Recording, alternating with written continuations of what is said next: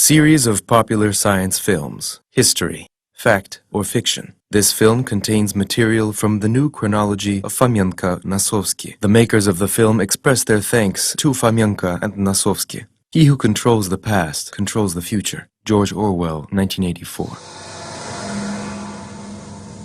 The central book of Christianity, the Bible, contains many secrets.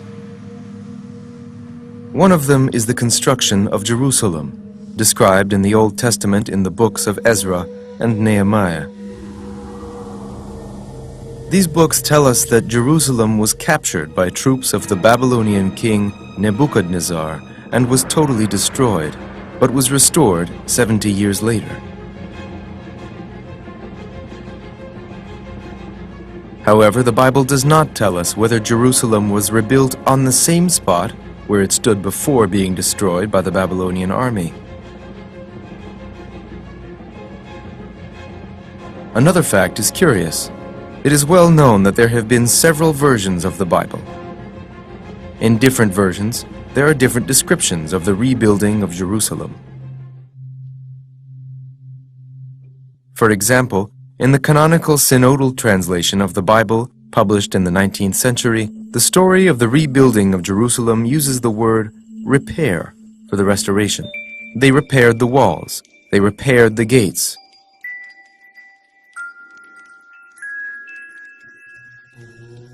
Yet in older versions of the Bible, published in the 16th century, they use the word create or build.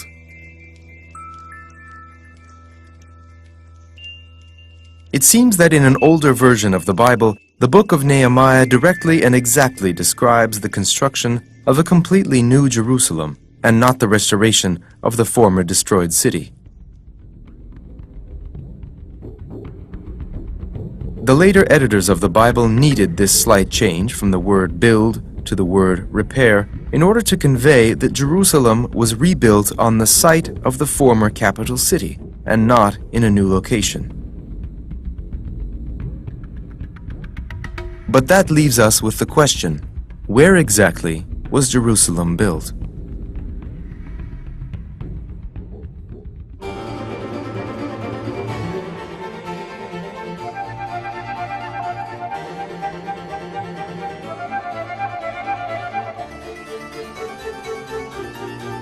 The Moscow Kremlin.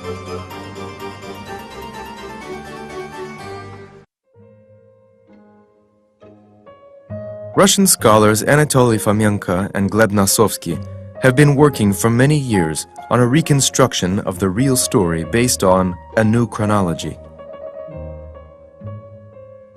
They have studied hundreds of ancient records and documents, analyzing the text of the Bible with the help of their own original mathematical and statistical methods. The scholars reached a conclusion which confounded even them. One of the amazing facts we brought to light in analyzing the Bible is the discovery that in a well-known book of the Old Testament, the book of Nehemiah, it seems that there is a description of the Moscow Kremlin in the 16th century.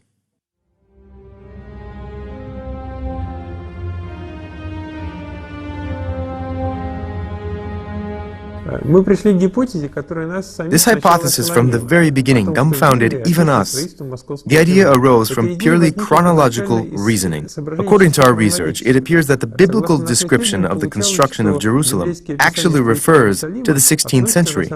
But at that time in the history of the Middle Ages, there was only one case of the construction of a major holy city, the construction of the Moscow Kremlin. And I'd like to point out that according to our research, the Kremlin was built in the 16th century, not in the 15th century, as historians have thought, but actually a century later.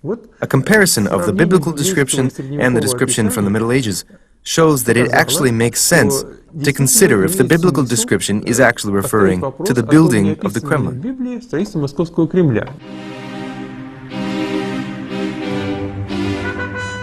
Part 1. When was Moscow built?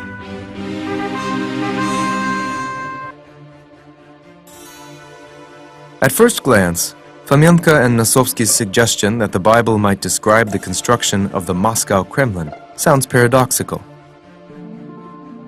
Indeed, It is generally considered that the building of Jerusalem, as described in the book of Nehemiah, occurred long before the birth of Christ, more than 2,000 years ago. What does that have to do with the building of the Kremlin?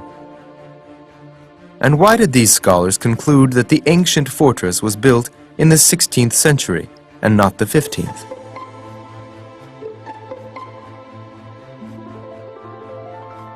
History maintains that the white stone Kremlin of Ivan Kalita replaced the Kremlin built during the reign of Ivan III, and that it was constructed in the 15th century.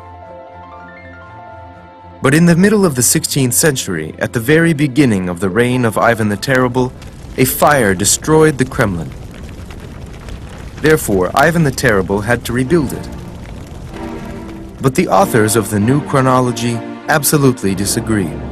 They are convinced that Ivan the Terrible didn't rebuild the Moscow Kremlin, but rather built it from scratch. This can be inferred from the history of the construction of the fortress walls of Moscow. It is generally accepted that the first ring of walls, that is, the walls of the Kremlin, were completed in the beginning of the 16th century.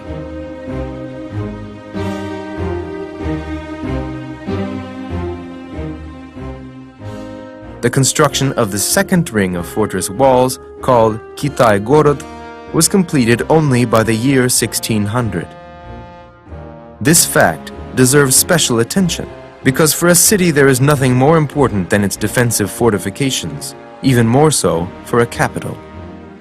According to the generally accepted historical version, it would seem that in the 15th century, both the builders of Moscow and the leaders of the government didn't understand to what degree it was necessary to build several rows of fortress walls. Wars were sweeping the countryside.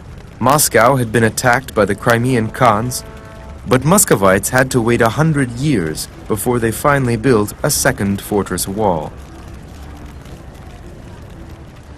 And the third wall, Bielый Gorod, was only built in the beginning of the 17th century.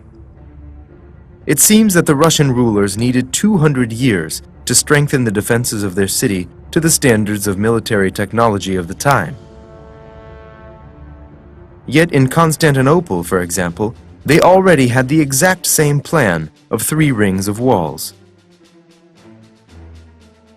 It is logical to suppose that in Moscow, the construction was carried out according to the same rules. Without such defenses, the Moscow Kremlin would have been easy prey for an enemy, but we know that in the 16th and 17th centuries, it was never attacked. There is one other curious fact. Sigismund von Herberstein, an Austrian diplomat, wrote a book called Notes on Muscovite Affairs. Baron Herberstein visited Russia twice, in 1517 and in 1529. In his book, he described in great detail his travels in Moscow and even included a detailed plan of the Moscow Kremlin. However, there doesn't seem to be any similarity between his plan and the appearance of the actual Kremlin. Anyone who has seen the Moscow Kremlin will see that the number of towers, gates, and cathedrals depicted in the plan don't match. The outer appearance also has nothing in common with reality. The only similarity is the depiction of the city at the confluence of 2 rivers. But according to the accepted timeline, by the time of Herberstein's travels, the construction of the Kremlin was already complete. Why then didn't the Austrian diplomat depict the Kremlin as it was, but instead some other fortress? Unfortunately, historians don't have a good answer to this question. It is thought that he simply drew a generalized plan. However, the authors of the New Chronology don't see anything strange. Herberstein simply couldn't draw a correct plan of the Moscow Kremlin because at the time of his travels, it hadn't been built yet. At best, it was still being built, but hadn't yet reached its finished appearance.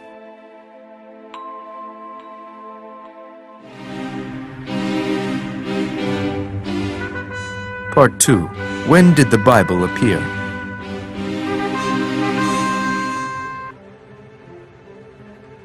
It is generally accepted that the Bible was written more than 2,000 years ago. How then could its pages contain a description of the construction of the Moscow Kremlin, which happened in the 16th century? Some historians suggest that the architect merely took the description of ancient Jerusalem from the book of Nehemiah as a model and built the Moscow fortress according to the biblical description.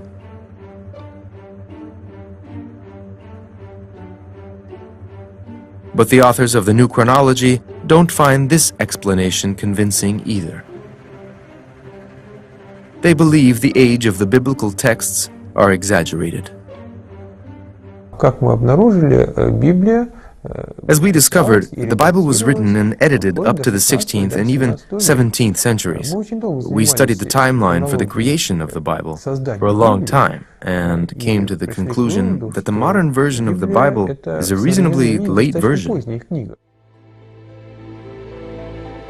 The Bible today is a collection of certain books, and many believe that it appeared a long time ago. Some say 1,000 years ago, some say more. But in actuality, the contents of the biblical canon aren't that ancient. Until the 16th century, the books of the Old and New Testaments existed separately, and a unified canon didn't even exist.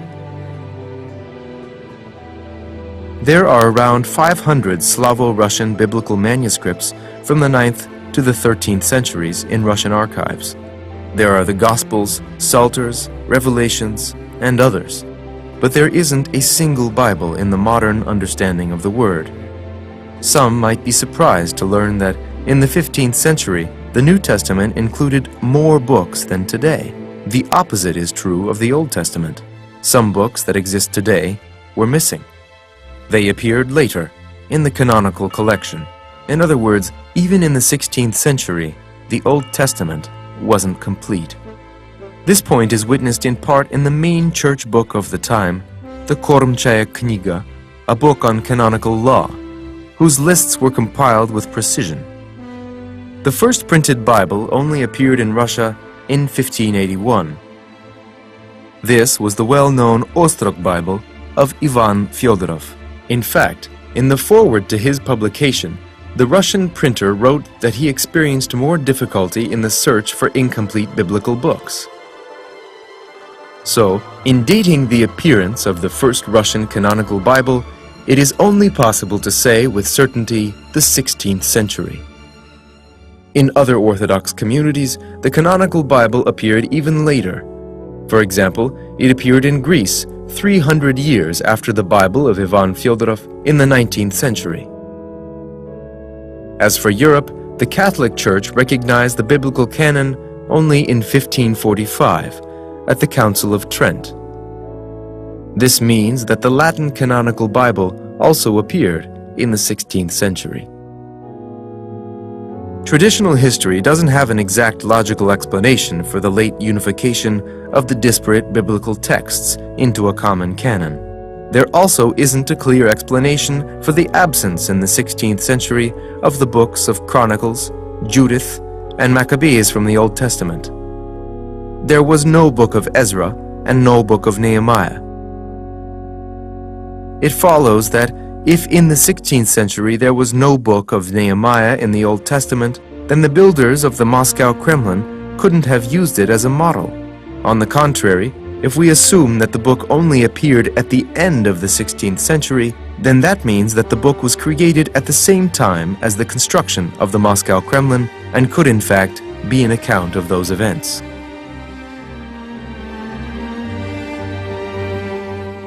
This event is well known in biblical history. There has been a great deal of research and inquiry about it, and it is important to many people today because the idea that the Second Jerusalem described in the Bible is actually Moscow in the 16th century is not an insignificant point, but rather a very serious fact. And it changes a great deal, not only in our perception of the history of Moscow, but of the history of the Bible in general, especially the Old Testament.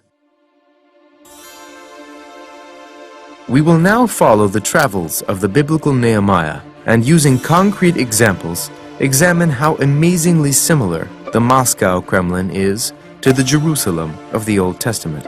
We will use the text of the book of Nehemiah, taken not from one Bible, but from three, from different years of publication. In fact, the biblical texts were not simply rewritten and republished, but from publication to publication, they were thoroughly edited and changed. Therefore, a comparison of different texts will make our investigation more precise. The first text is from the Ostrog Bible, published in 1581 by the publisher Ivan Fyodorov by order of Duke Konstantin Ostrogsky. The second Bible is a reprinted publication of the Elizabeth Bible, which was published by command of Yelizaveta Petrovna in 1751. And finally, we will examine the most recognizable version for a modern reader, the Russian Bible, also known by the name the Russian Synodal Bible, which appeared in 1876. Part 3. Towers and Gates.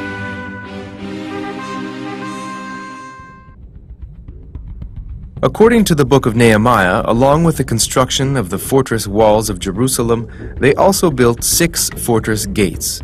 Their construction is also described in the texts. And they built such gates and placed doors in them.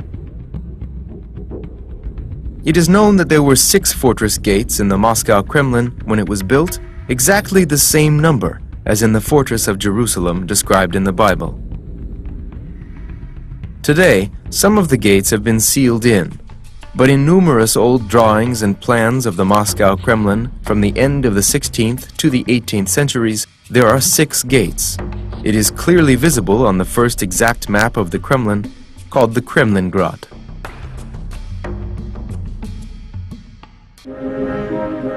The Sheep, or Spassky Tower. The first gates that come to mind from the Bible are the sheep gates, or herd gates. These gates refer to the Spassky gates of the Moscow Kremlin. In several places in the Bible, they are called the Jerusalem gates. The Spassky gates were also called the Jerusalem gates because they exited onto Jerusalem, another name for the cathedral of Vasily the Blessed, or St. Basil's Cathedral. This is noted on several engravings, one of which is on display in the Museum of New Jerusalem in Istra, outside of Moscow.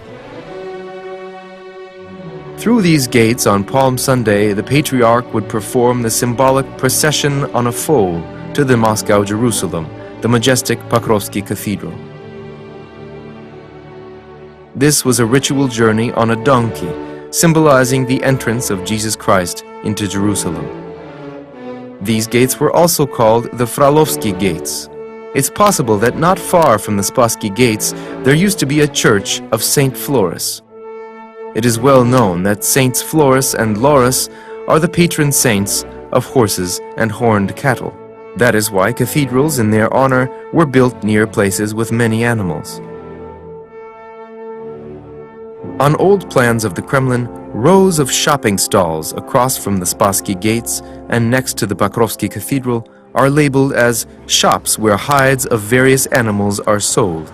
And the bank of the Moscow River at this point, across from the Kremlin, is known to this day as Ovchinikovskaya, so the Spassky gates could easily be called either Sheep Gates or Jerusalem Gates. The Fish or Konstantin Yeleninsky Gates. After the Sheep Gates, the Bible speaks of the Fish Gates. They perfectly correspond to the Konstantin Yeleninsky Tower. This tower gets its name from the church of Saints Constantine and Yelena, equal in stature to the apostles, built not far away in the Tainitsky garden of the Kremlin. Until 1917, this church was an ordinary parish temple. In 1928, the Bolsheviks destroyed the church. Originally, the tower contained a passageway into the Kremlin with gates. In the 18th century, the passageway through the Konstantin Yeleninsky Tower was destroyed, and the gates filled in, but they are clearly visible on an old plan of the Kremlin from that time. Across from the Konstantin-Yeleninsky gates of the Moscow Kremlin, there used to be rows of shopping stalls where they sold fish. To this day, there's a side street called Fish Alley. Those gates could full well be called the Fish Gates. The Old or Nikolsky Gates. The next gates named in the Bible are the Old Gates. They refer to the Nikolsky Gates. Moving along the walls of the Moscow Kremlin from the Spassky Gates along Red Square, to the right we arrive at these gates. The Nikolaevsky or Nikolsky Kremlin gates take their name from the Nikolsky Greek monastery. It was located not far from Nikolsky Street. This street has for a long time been known for its educational institutions, bookshops, and printing houses. Next to the grounds of the monastery is a building which today houses the Historical Archives Institute. But in the 16th century, it contained a printing house and the synodal print shop. This is where Ivan Fyodorov printed the first Russian book. The Nikolsky Monastery was also called the Nikola the Elder Monastery. Thus, the full name of the Nikolsky Gates matches the biblical name.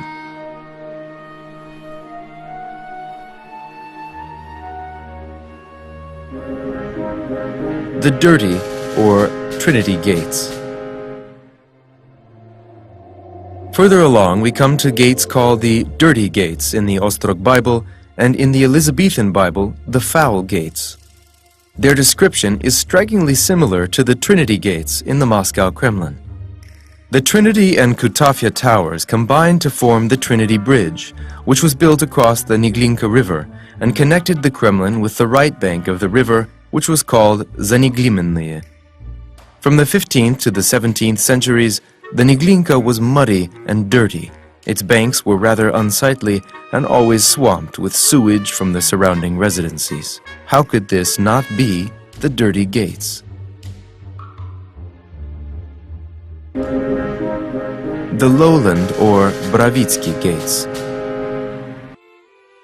Continuing on, we come to the Borovitsky Gates. In the Bible, they correspond to the Dolny Gates or Lowland Gates. The Borovitsky Tower is located on the southwest slope of Borovitsky Hill. Originally, the tower was a large quadrangle covered with a wooden tented roof. Judging by the filled-in archway, in the 16th century the gates would open a path not onto the hill, but only to the hem of the Kremlin. The low bank part of the Kremlin area has long been called the Hem. The Barbican, located to the side of the tower, was built later, at the end of the 17th century. Thus the gates, going out onto the Hem, originally could have been called the Lowland Gates, or Gates of the Valley.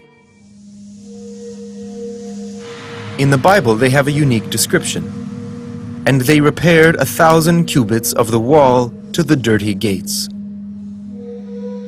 This is the only instance the Bible gives us on the construction of Jerusalem.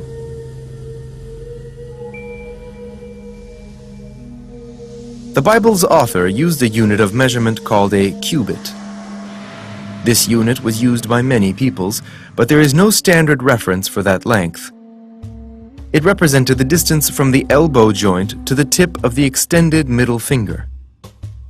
In order to determine the length of wall between the gates of the valley and the dirty gates, we will use the most common unit of length from antiquity, the Syrian cubit. We will then compare that number to the distance between the Trinity and Borovitsky towers of the Kremlin.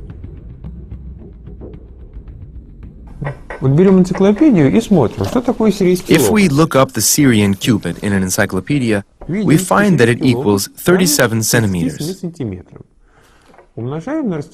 Multiplying that by the distance between the dirty gates and the gates of the valley given in the Bible, we find that 1,000 cubits is 370 meters. If we compare that to the distance between the Trinity and Borovitsky gates of the Kremlin, which measures 380 meters, then the difference is only 10 meters. 380 метров. This fits remarkably well. Совершенно идеальная. Gates of the Fountain, or Tainitsky Gates. The last mention of gates in the Bible refers to the construction of the gates of the fountain. In the Kremlin, they correspond to the gates of the Tainitsky Tower. These were the only gates on the section of the Kremlin wall that runs along the Moscow River. In this tower, there was a passageway with gates and a barbican which connected the tower with a stone bridge. This raised bridge granted access to the barbican. The Tainitsky Tower was very important for the defense of the Kremlin from the direction of the river. The tower also contained a well and a secret exit to the Moscow River. Таким образом, все 6 ворот Московского Кремля. It works out that all 6 gates of the Moscow Kremlin completely coincide with their biblical names, in the exact order in which the biblical gates of Jerusalem are listed. The parallel is simply ideal, that's all there is to it. Соответствие просто идеальное, и на этом оно не кончается. Besides the gates, the book of Nehemiah also tells us that there were towers without gates in the fortress walls of Jerusalem. Next, we will compare these towers with those of the Moscow Kremlin. The towers of Mea and Hananel. According to the book of Nehemiah, between the sheep and fish towers of Jerusalem stood the towers of Mea and Hananel. In the Kremlin, the sheep and fish towers are represented by the Spassky and Konstantin Yeleninsky towers. Between these towers there are 2 other towers, the Nabatnaya and the Tsar's Tower. The Tsar's Tower is in fact built on top of a wall. In contrast to the other towers, this is the only one that doesn't jut out from the Kremlin walls. According to legend, Ivan the Great would watch people on Red Square from this tower, which is why it is called the Tsar's Tower. The Stove, or Corner Tower. Let's read further. Between the old gates and another pair of gates, the Bible tells us of another tower. In the book of Nehemiah, it is called the Stove Tower. Looking at the Kremlin, the old gates in our case are the Nikolsky gates, and the pair of others are the Trinity and Borovitsky towers, located in one wall. Between the Nikolsky and Borovitsky gates is the corner Arsenal Tower. At first glance, there is nothing to connect the names Stove and Corner Towers. However, in many old buildings, a structure at a corner wasn't called corner, uglovoy in modern Russian, but rather kol, ugolny. Therefore, it isn't out of the question to assume that the biblical author, having heard the name of the tower, simply mixed up the stress, and instead of the word ugolnaya, corner, it became ugolnaya, coal. And as coal is associated with stoves, the tower came to be known as the Stove Tower. It is interesting to note that in the description of the construction of Jerusalem in the book of Nehemiah, they mentioned only these 3 towers without gates. Looking at the Moscow Kremlin, it doesn't seem strange. Indeed, it is thus described: the mightiest fortress tower and 2 other towers located across from the Pokrovsky Cathedral, towers from which one can see Red Square, where all of the main events of Moscow in the Middle Ages happened.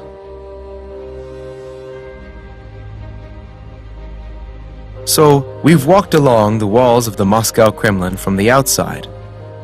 Now let's go inside and continue the journey of the biblical Nehemiah.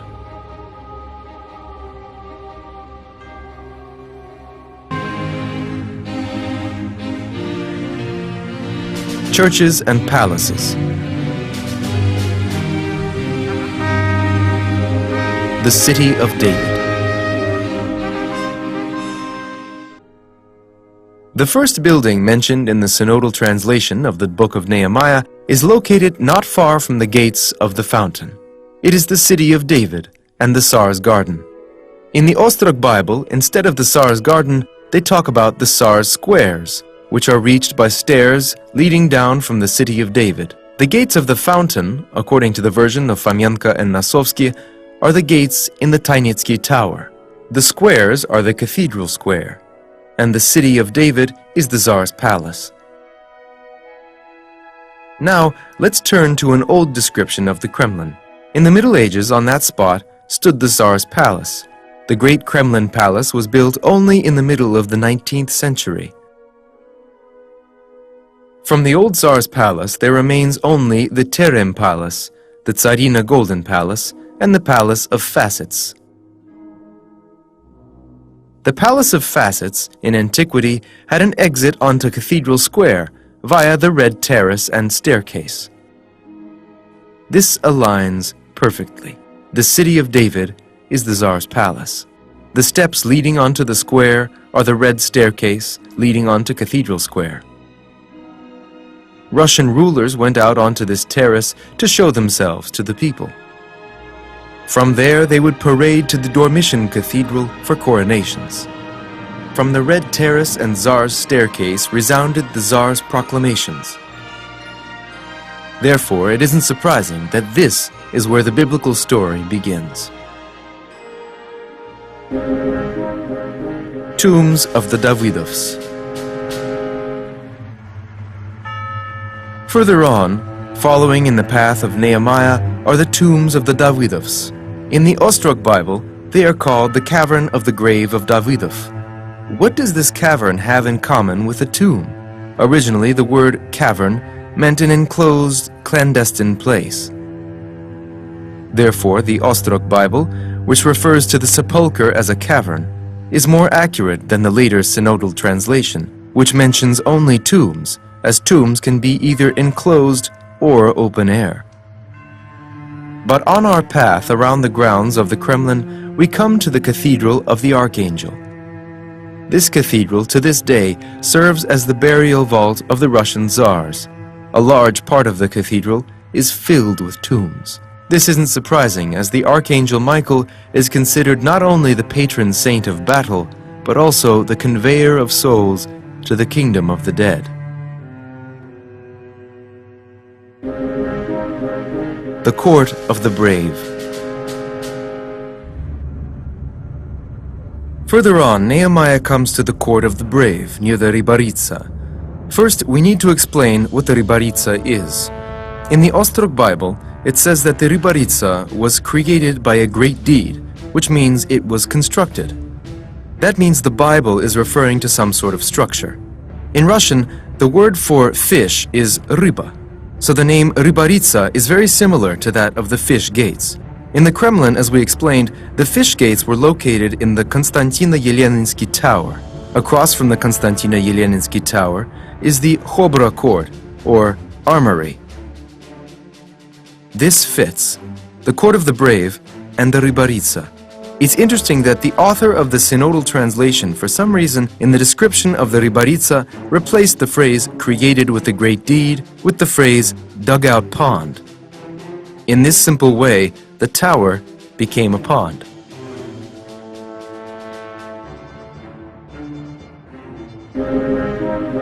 The Armory on the corner. Approaching the next point along the journey of Nehemiah, we again find that the Bible was rewritten and added to. Judge for yourself. In the Ostrog Bible, Nehemiah comes to a place opposite an entrance to the strongest corner. But in the synodal translation, it is described differently, opposite an escapement to the arms in the corner. In both descriptions, there is reference to a corner. But in the synodal translation, there is mention of arms, but not in the Ostrog Bible. Continuing on from the Rybaritsa, that is from the Konstantino-Yeleninsky Tower along the Kremlin walls, past the Nikolsky Tower, we come to a corner and approach the great corner arsenal tower of the Kremlin. As we already said, this is the most massive Kremlin tower, sinking under its own weight deep into the ground. And it would be fair to call the most massive tower the strongest corner. But what about the arms from the synodal translation? This is exactly where the Kremlin armory was once located, once again an exact match. But the armory was only built in 1701 by order of Peter I. In the 16th century, there wasn't an armory here. Therefore, it isn't mentioned in the Ostrog Bible. Obviously, the biblical author in the 16th century would describe the place as it was at the time. But then why did someone add the word arms to the synodal translation? Perhaps because that someone knew what was actually being described.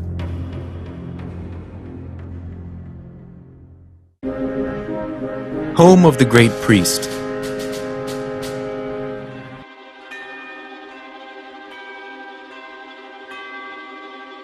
Turning from the corner to the left, Nehemiah approaches the home of the great priest. In order to move in that direction in the Moscow Kremlin, we need to turn to the left from the corner Arsenal Tower. Passing by several unimportant structures, we arrive at the court of the Patriarch, near the Dormition Cathedral. The Bible is absolutely correct to call either the home of the Moscow Patriarch, or perhaps even the Dormition Cathedral itself, the home of the great priest. The tall column.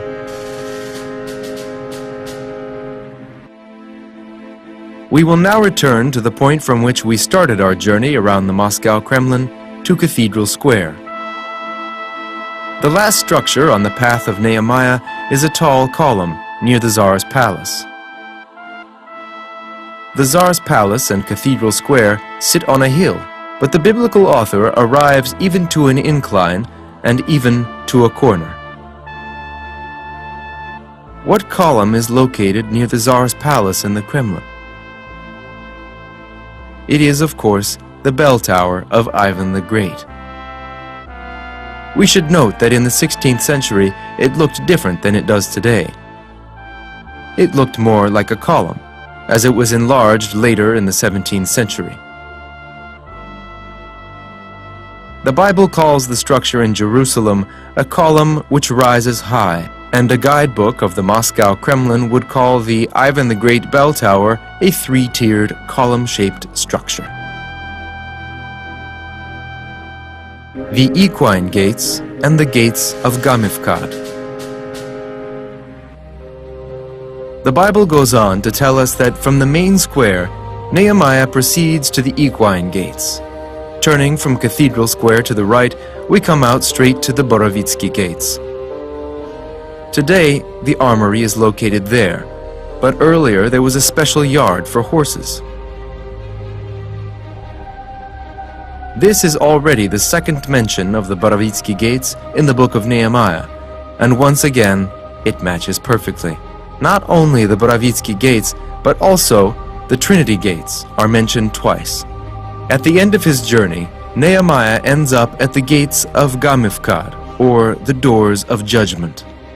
And the Trinity Gates of the Kremlin could also be called not only the dirty gates, but even the gates of judgment, because near them, to the left, stood the judgment palace. With this biblical description, the Jerusalem fortress ends.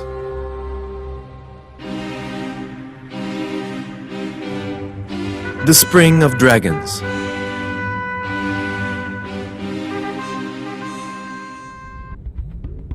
What have we missed moving around the Kremlin, following the described path of Nehemiah around Jerusalem?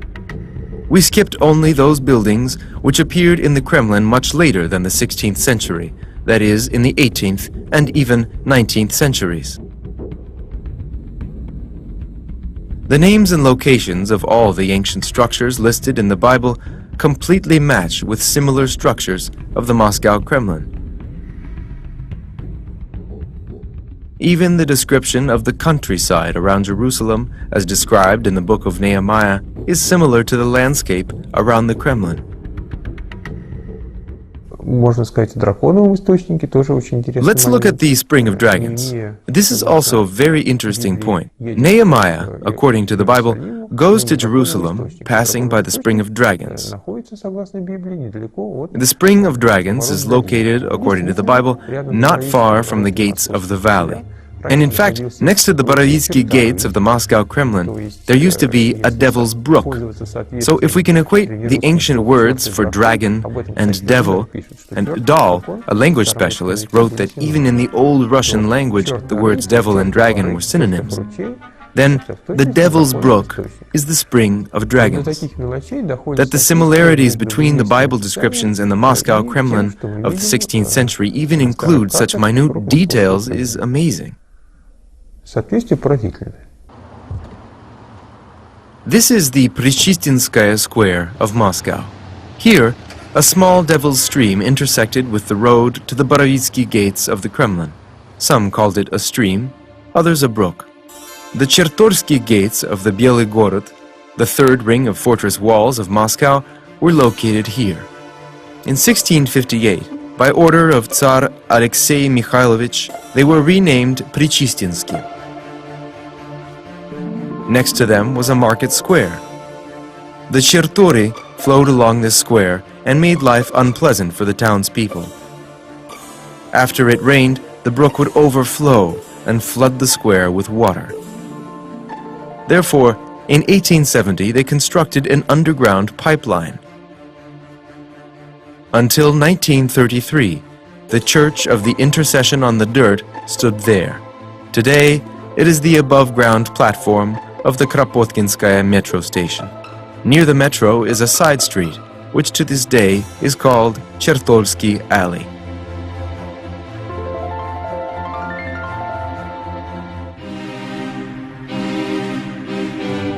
Jerusalem in the snow.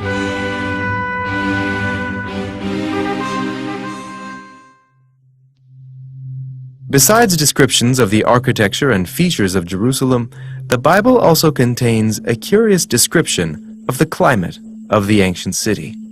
We'll turn our attention now to another book of the Old Testament, the first book of Ezra, in which the reconstruction of Jerusalem is also described. In part, the book describes how the inhabitants of Jerusalem were called to gather in the city's squares. Here we again see that the text of the Bible was constantly being edited and changed from edition to edition. Here is how the event is described in the Ostrog Bible. And all the people of Judea and Benjamin gathered in Jerusalem in the 9th month, on the 20th day of the month. Acknowledge your sins before God in winter. It was the time of snow, and it was too strong to stand in it.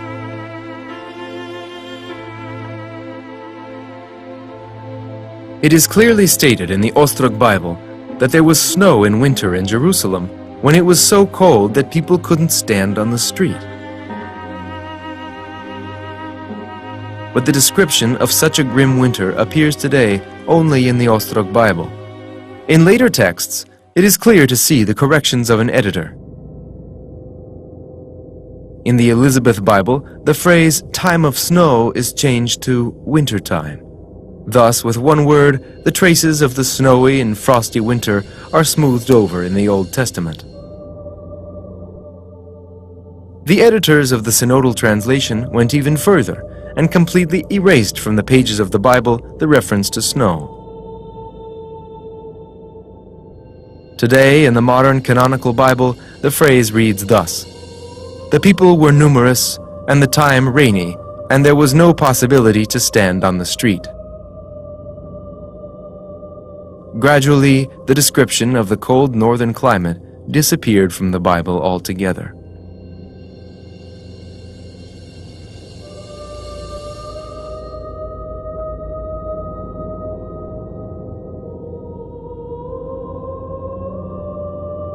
В каноническом переводе говорится о том, что начался дождь. In the canonical translation, it says that it started to rain, and that scared the soldiers standing there. They started to murmur that they should disperse. This seems strange, as rain wouldn't be enough to scare soldiers experienced in battle. Moreover, in Palestine, where would such a strong rain come from? It is a hot, dry place, a scorching desert. Конечно, описание Of course, the description of the old text of Nehemiah, where it talks of snow and bitter cold, categorically contradicts the climatic conditions of modern Palestine and Israel. And of course, in order to minimize the contradiction, they made those changes.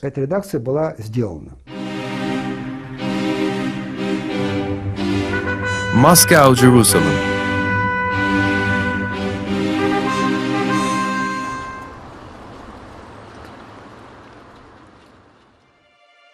And so we've compared the Kremlin with the description of Jerusalem from the book of Nehemiah, and we've seen that the version presented by the authors of the New Chronology looks very convincing, albeit paradoxical.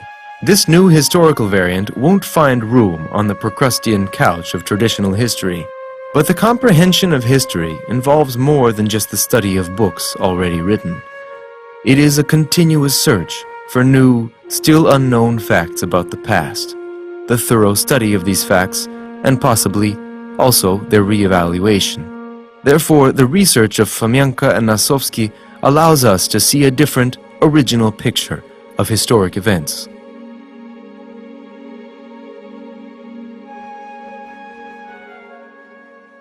Эта картина, конечно, является пока предположительной. This picture, of course, is still suppositional. We're putting it forth as a hypothesis, but it does conform to the biblical descriptions, and I'll say again, it isn't just fiction that appeared out of nowhere. It is our attempt to explain, purely formally, our chronological conclusion, based on the biblical descriptions of the destruction and rebuilding of Jerusalem. It refers to the 16th century. Они относятся в 16 век. Nonetheless, to a modern person, especially to a religious person, it might be difficult to accept this historical version. If the book of Nehemiah, in speaking about Jerusalem, is in fact speaking about the Moscow Kremlin, then why didn't the biblical author say that he was talking about Moscow, about the Russian capital? Why was it necessary to confuse things? Не нужно думать, что кто-то специально маскировал. There is no reason to think that someone intentionally masked the text of Nehemiah in order to make it unrecognizable. It was written by people who use their own language, their own symbols, and their own specifics. The book is an original chronicle written in the 16th century. The events are real enough, but it stands to reason that they are described in their own language, with specific names for the towers and for the people involved in the construction. It is likely that not only in the 16th century, but also later, it was understood by citizens of the Russian capital, as well as foreigners, that the book of Nehemiah was describing the construction of the Kremlin.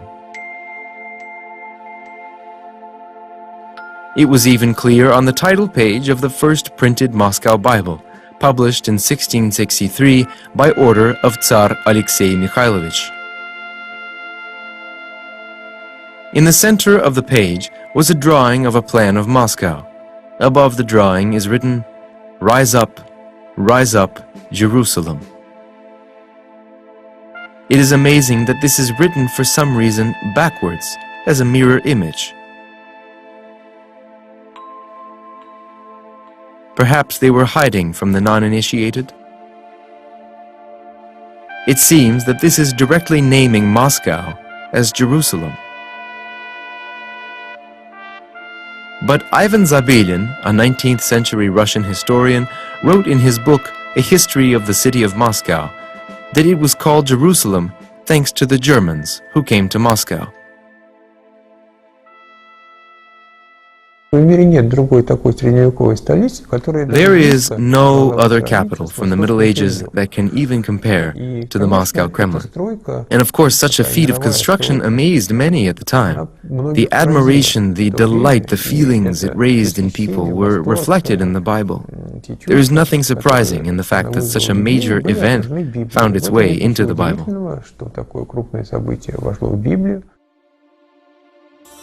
The history of the construction of the Moscow Kremlin isn't the only discovery made by the authors of the New Chronology from their examination of the texts of the Bible.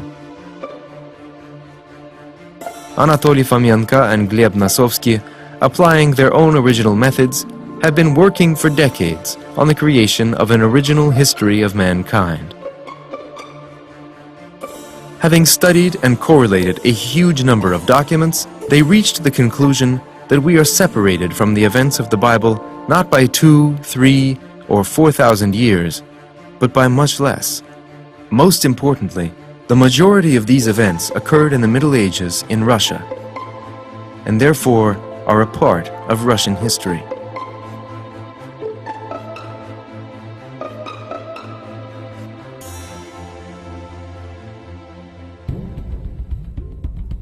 It fell to Anatoly Fomenko and Gleb Nosovsky to undertake a complete reconstruction of the events of world history, which called for a new, correct timeline. We'll discuss it in our next film, The Reconstruction of History.